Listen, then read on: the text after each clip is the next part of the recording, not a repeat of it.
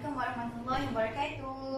Jumpa lagi dengan Ustazah Huda dalam video yang seterusnya. Macam mana anak murid Ustazah? Semua sihat ke? Buat kerja sekolah tak kat rumah? Nak kaji tak?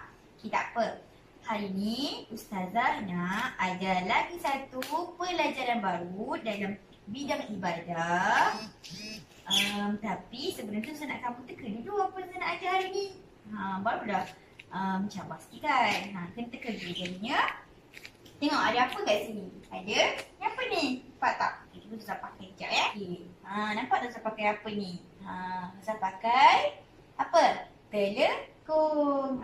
Kalau para muslimah nak solat kena pakai telekung kan. Seperti mana yang kamu semua tahu. Jadi hari ni Ustazah nak ajar tentang solat. Tapi dalam solat kan banyak topik. Jadinya Ustazah spesifikkan satu topik iaitu sunat arba'at dan sunat hayat. Okey. Jadinya kamu tahu tak apa sunat arba'at dengan sunat hayat ni? Okey. Sementara Ustazah ajar ni, Ustazah ada sediakan slide. Jadi kamu boleh tengok ya. Boleh tengok sambil buka slide. Sambil tengok video Ustazah, kamu boleh buka slide yang Ustazah sediakan. Ada dalam grup WhatsApp Instagram.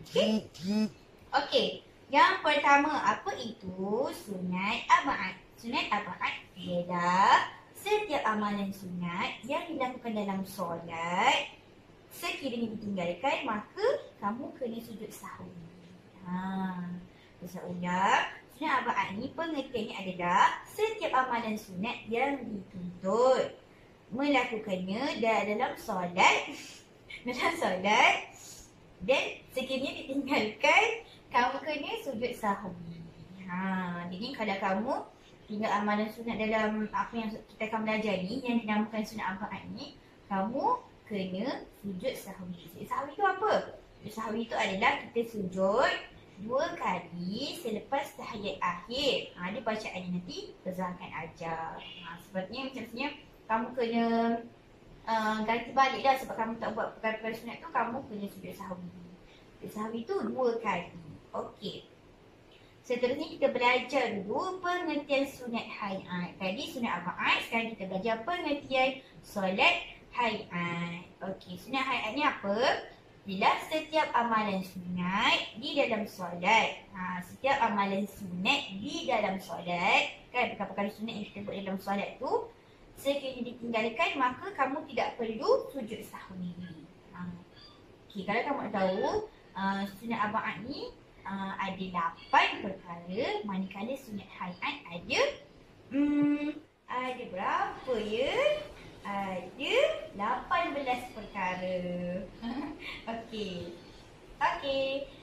Sekarang ni Ustazah akan tunjukkan, Ustazah akan bacakan dulu. Ustazah akan, sebelum Ustazah tunjukkan macam mana perlakuan-perlakuan sunat-sunat tu. Jadi Ustazah akan bagi tahu dulu apa dia 8 sunat arba'at yang kamu kena tahu. Maksudnya bila kamu kena tahulah. So bila kamu tinggalkan perkara-perkara sunat tu, maka kamu kenalah sujud sahwi. Okey. Sunat arba'at yang pertama adalah duduk tahiyat awal. Yang pertama duduk tahiyat awal. Kedua membaca tahiyat awal. Maksudnya bacaan dalam tahiyat awal tu lah. Yang ketiga selawat ke atas Nabi sallallahu alaihi wasallam. Nabi Muhammad sallallahu alaihi wasallam. Okey, selawat kamu dalam tahiyat tu. Lepas tu yang keempat selawat ke atas keluarga Nabi. Keluarga Nabi yang kamu cakap apa? Kan Allahumma salli ala sayyidina Muhammad, itu Nabi. Lepas tu wa ala ali Muhammad, itu keluarga Nabi. Jadi kamu kena sebut kedua-duanya. Sebab kedua-duanya itu adalah sunat arba'at. Okey. Yang kelima, membaca doa kunut. Baca doa kunut ni waktu bila?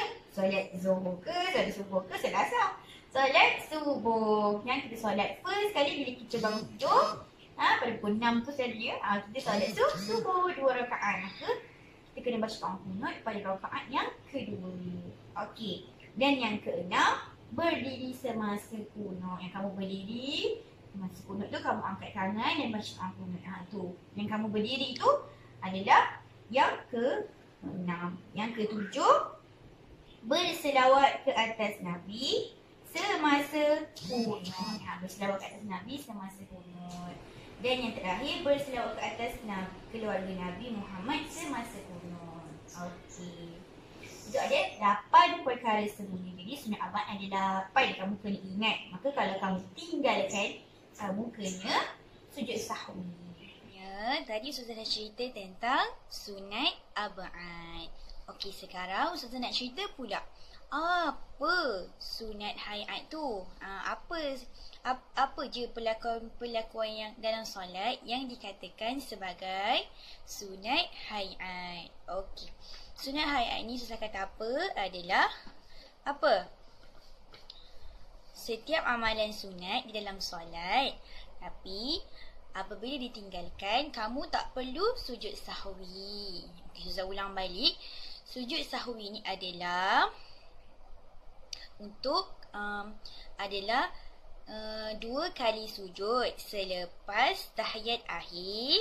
Kan ada bacaannya subhana man la yanamu wa la yashu. Okey, itu bacaan sujud sahwi yang mana kamu kena buat kalau kamu meninggalkan sunat abad. Okey, yang sunat abad tu ada berapa? Saja ada ada 8. Okey. Sekarang ni kita belajar sunat hayat pula. Sunat hayat dia ada 18. Okey, 18 perkara-perkara sunat dalam solat yang kita lakukan, yang kalau kita tak buat tak apa, kita tak perlu pun sujud sahwi. Jadi apa 18 perkara tu? Jom kita belajar. Okey, yang pertama adalah mengangkat kedua-dua tangan ketika takbiratul ihram, rukuk, i'tidal dan bangun selepas tahiyat awal. Maksudnya mengangkat tangan Allahu Akbar. Kalau untuk lelaki Allahu Akbar. Kamu mengangkat takbir dengan kedua-dua belah tangan ketika nak angkat takbiratul ihram, waktu mula-mula tu, rukuk, i'tidal, bangun. Waktu bangun selepas tahiyat awal. Maksudnya kamu daripada tahiyat awal tu kamu bangun, kamu cakap Allahu Akbar macam tu kan. Okey, jadi itu adalah perkara sunat hayat yang pertama. Sebab kita kan kadang-kadang bangun daripada tu tak angkat takbir pun, terus tangan dia letak kat sini. So tu tak apa. Okey, kalau kamu tinggal tak apa. Seterusnya meletakkan tangan kanan di atas bahagian tangan kiri ketika berdiri. Macam mana? Tangan kanan kamu letak dekat atas tangan kiri waktu solat. Jadi ini adalah salah satu daripada sunat hayat. Yang seterusnya melihat ke tempat sujud. Takkan kamu tengok depan selan ni, memang kita tengok tempat sujud kan. Okey, jadinya kamu kena tahulah. Melihat ke tempat sujud tu adalah salah satu daripada sunat hayat. Okey, melihat tempat sujud. Seterusnya membaca doa iftitah. Membaca doa iftitah macam mana? Okey, kadang-kadang kita tinggalkan, kadang kita nak cepat, kita tak baca doa iftitah. Macam ni doa iftitah, Allahu Akbar kabira walhamdulillahi katsira wa subhanallahi bukratan wa asila sehingga akhir tu kan. Okey, kamu tahu jadinya kalau kita tak buat tu, memang kadang-kadang kita tak buat pun, kadang-kadang kita nak cepat lah, kita nak pergi sekolah lah, kita nak pergi kerja lah, nak buat aktiviti dengan kawan lah. Jadi kita solat lah, memang kena solat. Tapi kadang-kadang kita tinggal doa iftitah. Jadi itu tak apa, it's okay, tak payah pun. Okey, tapi kalau kamu buat dapat pahala tak? Dapat banyak pahala. Okey, yang kelima, membaca isti'azah. Isti'azah ni adalah satu istilah yang digunakan. Maksudnya isti'azah ni maksudnya a'udzubillahi minasyaitonirrajim. Ada yang sebut isti'azah, ada yang cakap ta'awuz. Itu adalah a'udzubillahi minasyaitonirrajim. Jadi yang poin yang kelima adalah membaca isti'azah sebelum membaca Al-Fatihah. Okey, jadi kalau kita solat, kadang-kadang kita tak baca auzubillah pun sebelum baca Al-Fatihah. Jadi itu tak apa. Tapi kalau kamu rajin perkara sunat ni, kamu buatlah. Kita buatlah sama-sama kan. Macam mana nak baca? A'udzubillahi minasyaitonirrajim, bismillahirrahmanirrahim, dan terus baca Al-Fatihah. Okey, seterusnya membaca amin selepas Al-Fatihah. Lepas kita baca Al-Fatihah, kita sebut amin. Kalau dengan imam memang kita sebut amin lah sama ramai kan. Tapi kalau kita seorang, kadang-kadang kita tak sebut. Memang selalunya tak sebut pun. Okey, yang ketujuh, menyaringkan bacaan Al-Fatihah. Maksudnya kita menyaringkan tu kita kuatkan suara lah. Dan surah dalam solat subuh, maksudnya kita baca kuat Al-Fatihah dengan surah dalam solat subuh, Isyak, Maghrib dan solat Jumaat pada rakaat yang pertama dan kedua, serta merendahkan suara ketika solat Zuhur dan Asar. Jadinya Islam menuntut kita, kalau Nabi kan, kalau kita berimam lah selalunya. Kalau kita solat sendiri memang kita baca pelan je, daripada rakaat pertama, kedua, ketiga, keempat. Tapi kalau dengan imam kan, seeloknya kalau kita berimam kan, imam tu kalau dia imamkan kita solat subuh, maghrib, isyak dan solat Jumaat untuk para lelaki, maka 2 rakaat yang pertama tu disunatkan untuk menguatkan suara. Okey, tapi kalau imam kita tu malu-malu, so tak apalah. Ni perkara sunat sahaja. Okey, tapi kalau buat dapat banyak pahala. Okey, jadinya kita dituntut untuk menyaringkan bacaan Al-Fatihah dan surah pada 2 rakaat pertama pada waktu solat subuh, maghrib, isyak dan solat Jumaat. Okey. Okey, seterusnya kita pergi kepada perkara yang sunat hayat yang ke-8, membaca surah atau sekurang-kurangnya 3 ayat yang berturutan. Maksudnya contohnya Qul huwallahu ahad, a'udzubillahi minasyaitonir rajim, bismillahirrahmanirrahim. Kita baca Qul huwallahu ahad, Allahus samad, lam yalid wa lam yulad wa lam yakul lahu kufuwan ahad. Okey, kalau tu surah pendek tak apalah. Tapi nak cakapnya, bila kita membaca surah dan sekurang-kurangnya ayat yang berturutan selepas membaca Al-Fatihah pada rakaat kedua, maka itu adalah perkara sunnah hayat. Okey. Okey, kita boleh je kalau kita solat kita baca 1 ayat sahaja, tapi kalau kita baca berturutan hingga, contohnya surah Yasin kan, Ustazah baca daripada ayat 1 sampai ayat 5. Tak adalah sampai habis 83 ayat tu, 73 ayat tu kan, tapi kita baca, tak ada, kita boleh je kita baca Yasin terus rukuk, dah baca Al-Fatihah baca Yasin terus rukuk, boleh juga. Tapi kalau kita baca lebih 2, 3 dan 5 dan banyak sikit, so dia lagi bagus lah. Okey, seterusnya membaca Sami Allahu liman hamidah. Ketika mana? Ketika i'tidal. Dan menyautnya dengan Rabbana lakal ham ketika bangun daripada rukuk. Jadi itu pun adalah salah satu sunat hayat. Okey. Dan yang ke-10, melafazkan takbir al-ittiqalat, Allahu Akbar, mengiringi setiap pergerakan dalam solat. Jadi dalam kita membuat pergerakan dalam solat tu, kita baca Allahu Akbar, nak rukuk Allahu Akbar, nak sujud Allahu Akbar. Jadi kalau kita baca setiap kalau kita baca takbir Allahu Akbar tu dalam setiap pergerakan kita dalam solat, maka ia adalah salah satu sunat hayat. Okey. Yang ke-11, membaca tasbih. Membaca tasbih dalam rukuk dan sujud. Kalau rukuk kita baca apa? Subhana rabbiyal azimi wa bihamdi 3 kali. Itu pun sunnah hayat. Yang kedua, kita membaca Subhana rabbiyal a'la wa bihamdi waktu sujud. Itu pun sunnah hayat. Okey. Yang ke-12, membaca bacaan antara 2 sujud. Membaca bacaan antara 2 sujud. Macam mana bacaan antara 2 sujud? Rabbighfirli warhamni wajburni warfa'ni warzukni wadini wa'afini wa'fu anni. Itu pun adalah salah satu sunat hayat. Okey. Yang seterusnya dah berapa dah ni? 12. Yang ke-13, meletakkan apa? Meletakkan kedua-dua tangan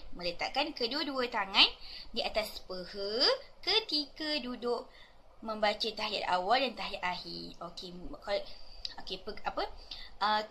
Perlakuan meletakkan kedua-dua tangan di atas peha ni adalah salah satu sunat hayat waktu kita duduk, antara duduk membaca tahiyat awal dan tahiyat akhir. Okey, itu pun salah satu sunat hayat. Yang ke-13. Yang ke-14, duduk iftirash. Okey, apa? Duduk iftirash. Okey. Duduk iftirashnya apa? Ustazah tak pernah dengar pun. Okey, Ustazah terang sikit lah. Kalau kamu tak dengar, Ustazah pun tak pernah dengar juga. Jadi Ustazah pun study, okey, sebelum ajar kamu. Jadinya, duduk iftirash ni adalah semua duduk waktu kita solat kan. Kalau kita, okey, semua duduk di atas buku lali. Waktu kita solat tu, okey, waktu bila kita duduk atas buku lali? Duduk tahiyat awal, duduk antara dua sujud. Itu waktu-waktu tu dia duduk tu, yang kita duduk atas buku lali kita tu, atas kaki kita tu, itu adalah duduk iftirash. Okey, itu namakan duduk iftirash. Jadi duduk tu pun itu adalah sunat hayat yang ke-14. Seterusnya, yang ke-15, duduk tawarruk. Ustazah pun tak pasti sangat dia punya macam mana kita nak sebut tu. Tawaruk betul lah. Okey, tawaruk tu adalah apa? Duduk ketika tahiyat akhir. Okey, apa beza? Nanti ada yang tanya pula dekat video Ustazah ni, Ustazah, apa beza duduk iftirash dengan duduk tawaruk ni? Okey, bila Ustazah kaji kan, Ustazah study, duduk iftirash ni duduk dekat atas buku lali, duduk antara dua sujud, duduk tahiyat awal. Tapi duduk tawaruk ni adalah duduk yang kita keluarkan kaki kita, kita kelepek kaki kita tu kan, apa, waktu tahiyat akhir. Jadinya duduk iftirash adalah duduk ketika antara dua sujud, duduk waktu kita nak bangun tu, duduk tahiyat awal. Tapi duduk tawaruk adalah duduk ketika tahiyat akhir. Seterusnya yang ke-16 adalah membaca selawat Ibrahimiyah. Selawat Ibrahimiyah tu apa? Dan contohnya kan dalam kita solat tu, kan kita baca, kita selawat Nabi ke atas keluarga Nabi. Yang Ibrahimiyah ni, yang kita baca untuk Nabi Ibrahim, yang lepas selawat Nabi tu apa? Allahumma salli ala sayyidina Muhammad wa ala ali sayyidina Muhammad kama sallaita ala Ibrahim wa ala ali Ibrahim. Okey, yang tu sampai habis, sampai Hamidul Majid di waktu tahiyat akhir tu, itu adalah selawat Ibrahimiyah. Okay, jadi itu pun salah satu, kalau kita baca selawat itu adalah perkara sunat hayat rukunnya. Seterusnya, memberi salam yang kedua. Assalamualaikum warahmatullahi. Itu yang pertama, okay, bukan yang ni. Assalamualaikum warahmatullahi. Yang kedua ni adalah sunat hayat. Okay.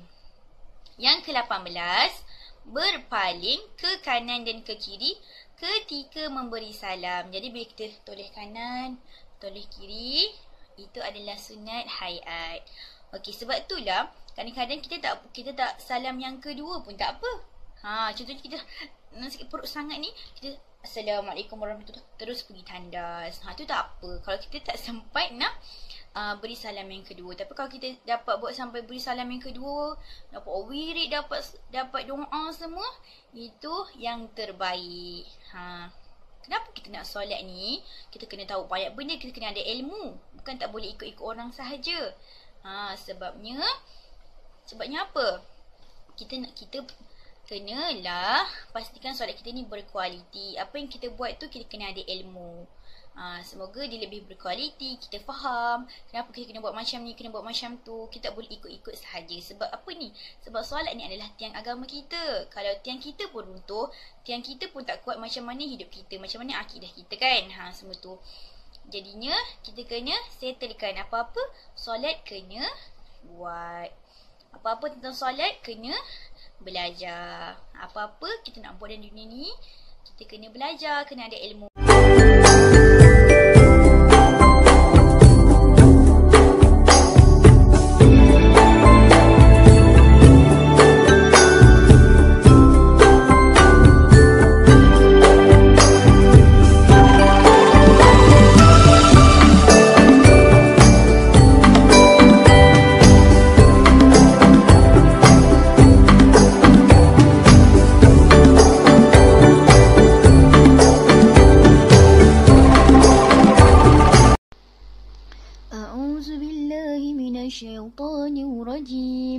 Bismillahirrahmanirrahim. Alhamdulillahi Rabbil Alamin. Ar-Rahmanirrahim. Maliki Yawmiddin. Iyyaka na'budu wa iyyaka nasta'in. اهدنا الصراط المستقيم صراط الذين أنعمت عليهم غير المغضوب عليهم ولا الضالين آمين. الله أكبر الله أكبر سمع الله لمن حمده الله أكبر الله أكبر الله أكبر. أعوذ بالله من الشيطان الرجيم بسم الله الرحمن الرحيم الحمد لله رب العالمين الرحمن الرحيم مالك يوم الدين صراط المستقيم صراط الذين أنعمت عليهم غير المغضوب عليهم ولا الضالين آمين. أكبر كبيرا والحمد لله كثيرا وسبحان الله بكرة وأصيلا رب اغفر لي وارحمني واجبرني وارفعني وارزقني واهدني وعافني واعف عني.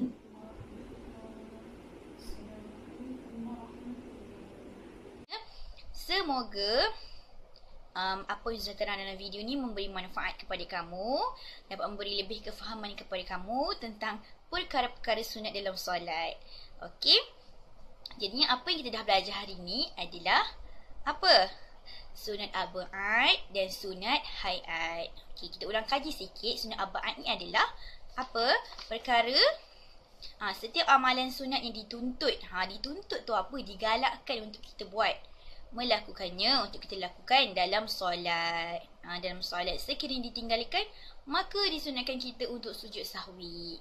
Maksudnya kita bila kita tak buat benda tu, yang 8 perkara yang susah terang tadi tu, maka kita kena sujud sahwi lah. Sebagai macam okey, tadi tak buat, jadinya kita kena sujud sahwi. Sebagai apa?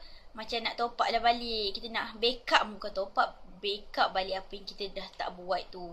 Jadinya senangnya sujud sahwi ni, bacaan dia kita sujud. Okey, selepas ayat akhir kita sujud, kita baca subhanaman la yanamu wala yashu.